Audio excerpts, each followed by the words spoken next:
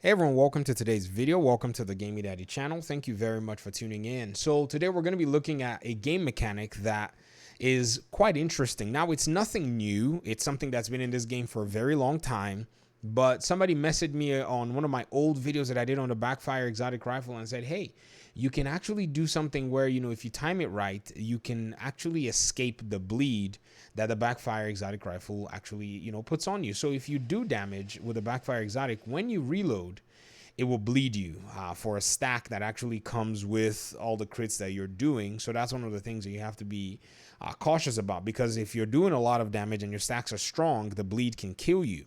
But if you use the reload and weapon swap mechanic in combination, you're able to actually bypass this reload mechanic and increase, not only, the possibility that you do not get this bleed, but also your DPS by having another weapon ready to go without fully worrying about the animation for reloading. What do I mean? Now, check this out. This is the same weapon that just damaged me. And once I hit reload, watch the animation very carefully. He reloads it, and now the bleed, right? Now let's try that again. And I'm going to do it this time without having to bleed. So once I do the reload again, well, let me make sure he stops bleeding. That's a lot of bleed. Okay, so now I'm going to reload. As he's changing the magazine, I swap weapons. I've not only avoided the bleed, I also have another weapon that's already loaded. Did you see that? This is my Backfire already fully loaded. I'll empty it again.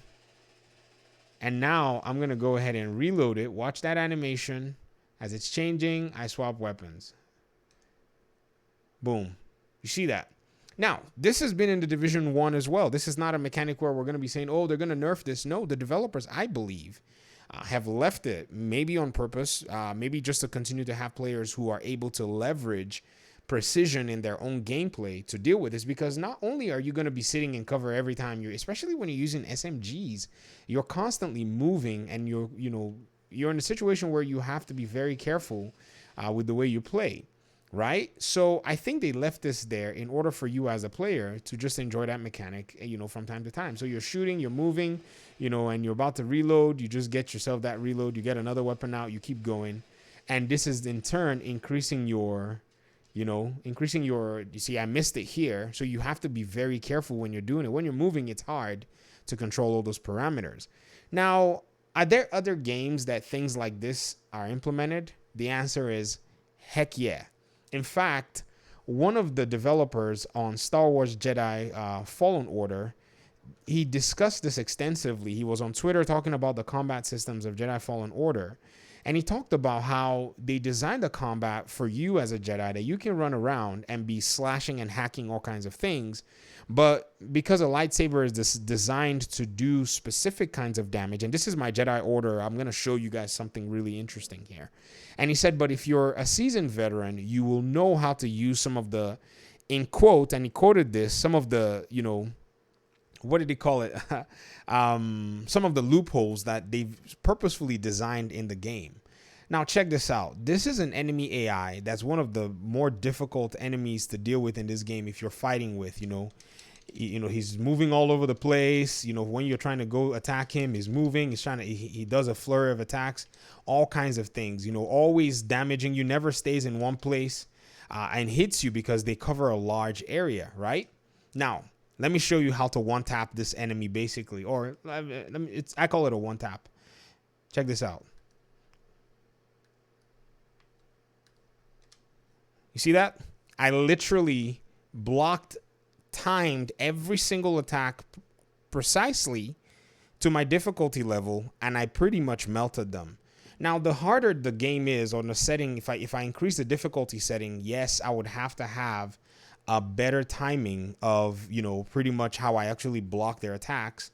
But that's not what I'm, pretty much doing right now. My goal was to basically show you that even with those kinds of systems, the developers of many video games will program within it timing things that benefit you if you're able to learn them. And I think in the Division 2, this is one of them. This is one of those things where, you pretty much are ready to go, because depending on your weapon swap speed too, that's another thing that weapon swap speed actually does in this game. If you have very good weapon swap speed, it really does help your, your build. It helps your DPS. And, when you decide, okay, you want to reload, you could just leverage both systems as you're going. So not only am I, showing why this is cool and how you can use this, it's also very interesting that this is a centrality in a lot of the games that are being made for players. There are a lot of things that you can do, a lot of very fun things. I wish I could fire up Nier Automata for you guys as well. That's another game that I'm actually playing extensively, studying how they, pretty much made this game. And there are also so many fun loopholes that the developers have purposefully programmed in there to increase your enjoyment as you're trying to master the game and explore. So this is actually really cool. And again, on the benefit side for a game like The Division, what that just means is, as a Division agent, you're able to pretty much, use this in your Backfire SMG build. You have to be really careful, like I said, because it's a high risk, high reward type thing where if you use it right, you're going to gain from it. I hope they don't go nerf this stuff after this video, but I think they left it there because where I first saw this was as a YouTuber called Kantian366, and he beats some of the best and the legendary missions in the best time solo. He beat some missions in the Division 1, and he used a striker with two of the the LVOACs, or was it the other one? There were two weapons that were really good in Division 1. There was the LVOAC and it was the LVOAC. And he pretty much knocked these missions out. But the way he kept reloading, partially swapping his weapons, I kept wondering, how is he doing that?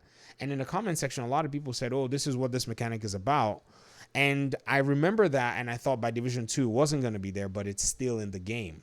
Now, it could also be an unintended glitch where the animations of the game, they, regardless of how they try to time it, because as the animation finishes playing, and this is game development speak about to happen right here. So, as the animation is about to finish, those bullets have to go into the weapon and upload a UI. So perhaps there's that little timing there that there's nothing they could do to make it break really hard, where it stops all other animations from happening. And so they just decided, we're just going to go with it. But I think the latter is the case. I think they left it there intentionally to allow for players who want to leverage these kinds of systems to be able to, master them and learn them, because it's very hard to do. When you're in cover, yes, it's a little easy to do, but when you're on the move or when you're strafing left and right, it is very challenging because you have to really watch out for your animations in order for you to be able to, pretty much do this and keep shooting or keep firing your weapon, if you get what I mean. So that's pretty much the clock, the entire, crux of this video. Now, another thing too is, if you also remember, weapon swap speed is a thing in this game. So if you really wanted to take this to a different level, you could don some weapon swap speed items and try it out and see if weapon swap speed really makes a difference. Because as much as we want to run all these other fun talents that, do DPS, what if you could just keep firing multiple SMGs, dealing some significant amounts of damage, to the enemies, while you have a very interesting weapon swap speed mechanic going on. Now, I don't know how this will work in PvP. You probably get shredded, but I think it's still interesting to explore nonetheless. But I'll get out of your hair. Talk to me in the comment section. Let's see what in the world is going on. And hopefully we'll see you in another video. Peace out.